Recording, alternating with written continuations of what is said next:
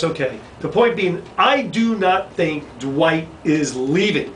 And here's the reason why. Who the heck wants to play in Brooklyn? I think Deron Williams is not going to stay in Brooklyn. I don't care how much money the Russian billionaire has. It's not a place to hang out. That's number one. Wait. But you played in Brooklyn?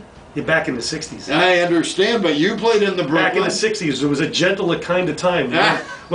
when we had the boys of summer, like Duke Schneider, who just passed away. Yeah. I mean, you know, we had the Willie Mazes, and we had the Mickey Mantles, and, you know, you had the Not Whole Gang. It was a totally different time. But I do not believe that Dwight is going to leave. So I'm changing my tune. Remember last time I thought he was leaving?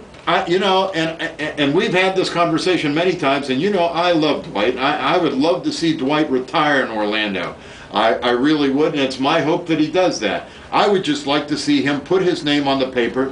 Now, I've noticed that he has come out with some comments that have kind of alluded to the fact that he very well may stay.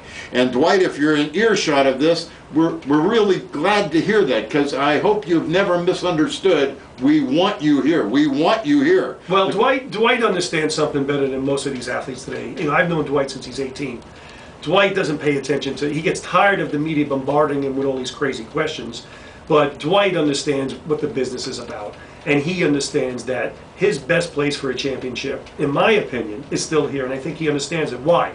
Well, if he goes to the Lakers, Phil Jackson is retiring, Kobe's getting old, forget the Lakers. The Lakers are gone. You know, the Knicks, you got Carmelo, you've got Amari Stoudemire, you got Billups, you got 3 stars there. Here, Dwight is the star. He is the king. He's the head of Disney World. You know what I'm saying? No question about it, but you still have that controversy on large versus small market. The only one that's really set the stage to change that is San Antonio, and San Antonio has broken the mold. They've had the best record for the last 8 years. Well, they're the exception to the rule. They are the exception, but I get that feeling that the league management, Stern and company, are almost trying to embellish the large markets by making it easier for them to play. Hold that thought. You know why? Why?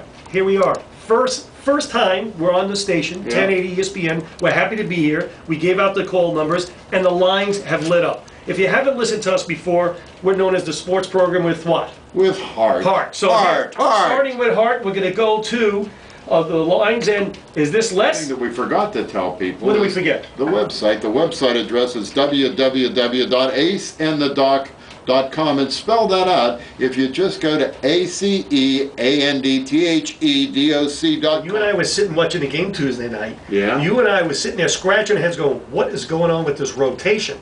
We had them buried 32-23 in the first quarter. The end of the first quarter. And then all of a sudden, everybody's getting switched in and out. Now, Hito played a terrible game and did some foolish things by getting ejected, and that's another story. Coach, the other interesting thing would be to compare that also to teams. The teams that get the foul calls and the teams that don't. I mean, I know it was a war down there, the Knicks and the Magic. I mean, it was a mugging. It was a war down there. It was a New York mugging. You know, there was one this stuff, and I know, Coach, because you and I have talked about this.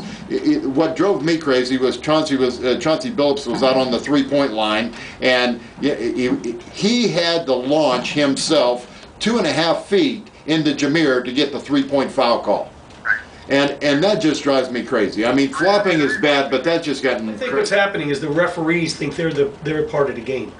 They think they're celebrities. They control the flow of the game. It drives me absolutely nuts. This is why I love and hate the NBA. I think the worst refereeing in sports today comes out of the NBA.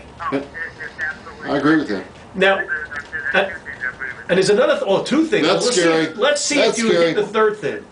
The Orlando Magic are known as the good guys, the nice guys. Now, does that come from management? I think management doesn't make enough noise, doesn't make enough complaints. You look at the Mark Cubans of the world, you look at the Phil Jacksons of the world, you look at the Doc Rivers of the world, and look who's the head. Who are you? Who are you, Doc? Who are you? Don't want to cross. But anyway, no, the more I think about Dwight, he has 2 kids here, he's established here, and he really enjoys the whole small town environment. Yes, he does enjoy the glitz of LA, but hey, it's playing right away.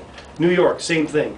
What they have to do, the Magic have to surround him with somebody like a Deron Williams, a Chris Paul, some kind of banger there, and if they do that, and I think they will, knowing what's going on with this small market, big market situation, you know, who's better to win a championship?